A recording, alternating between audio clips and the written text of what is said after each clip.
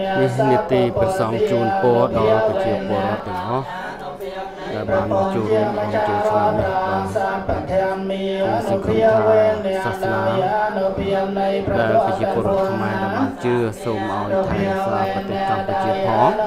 ហើយសូមឲ្យប្រទេសខ្មែរទាំងអស់បានសុខសាន្តផងគេសូមជូនពរអ្នកទាំងអស់គ្នានៅបុណ្យចូលឆ្នាំថ្មីនេះលើកទុកគ្នាបាទទាំងឡាយទាំងបរិយាទាំងស្ត្រីនៅចូលបាននៅប្រយោជន៍ចូលចម្រើនក្នុងព្រះពុទ្ធសាសនាចូលកុំឲ្យមានរោគឲ្យបាននៅសេចក្តីសុខព្រមទាំងញាតិទាំងឡាយគ្រប់គ្នាសាធុសាធុសាធុបាទថាតាមខ្ញុំបាទបើអ៊ីទាំងណូទានាង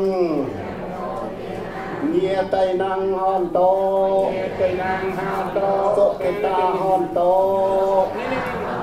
ញាតិយោរីទៀនទាំងឡាយរបស់ខ្ញុំ